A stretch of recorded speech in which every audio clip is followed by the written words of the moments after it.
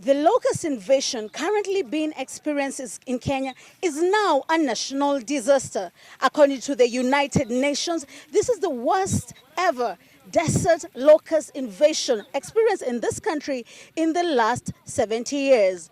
And now, these insects are threatening to travel or have already moved into neighboring countries such as Uganda, threatening the food security. We are going to be speaking to one of the experts here and actually a county government official who is in charge of this area. Please do a small introduction of yourself. My name is Stephen Matei. I'm the sub-county administrator in the county government of Kitui, responsible for Mwingi North sub-county. This area has become endemic to locusts over the last 1 month. They are currently in all the 5 wards in Mwingi North, and they are at different stages. In some areas they have laid eggs which are already hatching. In this particular area they are now currently mating and laying eggs. So we expect maybe in another 10 days there will be hatchlings all over this place. Okay, maybe you can tell us how many farms have been affected and what is the name of this particular village that we're in? This particular village is called Mwarangeni village in Tharaka ward, and in this region the number of farms that have been affected where these locusts have totally destroyed the crop is about 200 farms, and the percentage loss of crop has been like 60%. Wow, that's a really big number. What would you say is the main crop that is cultivated in this area?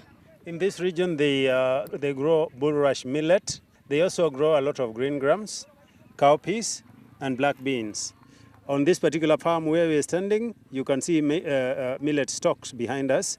They have all been decimated. They've decimated the green foliage of green grams and black beans. So what is the comeback plan? What is the government planning to do about this loss and how to prevent further damage?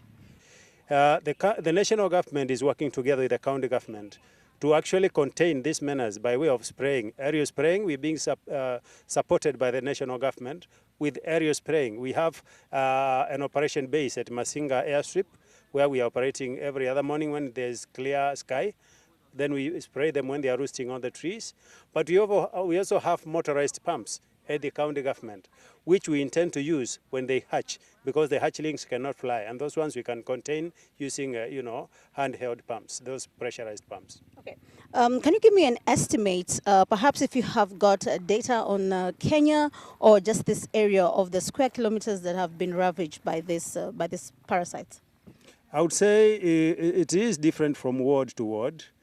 Where we are standing now is in Tharaka ward, where they have spent the last 2 weeks in various sections of this ward. Here, I think my estimation and the data that we are gathering from the agricultural officers is that about 35% of the farms have been seriously affected.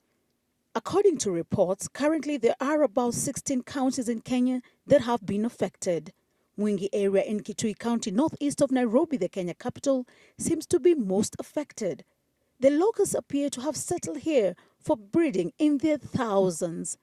Experts say that the sandy soil and hot temperatures ranging between 37 to 38 degrees are ideal for breeding for locusts. How long does it take for these insects to reproduce and multiply? When the locusts mate, like they are currently doing, they will continue laying eggs immediately. After they dismount, they continue laying the eggs. The eggs will take about 10 to 14 days to hatch. And when they hatch, they will take another 4 weeks before they develop wings. In the meantime, they will be feeding continuously on the ground because they cannot fly. They will be walking around and feeding on everything that they find. I wish this menace had been contained where it started.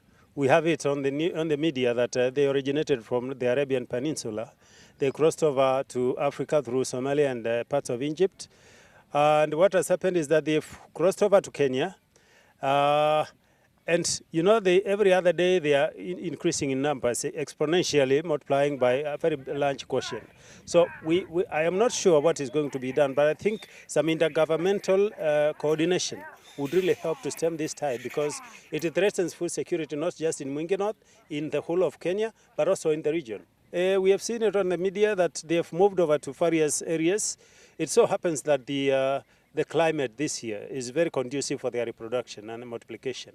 So yes, I think it's an international problem.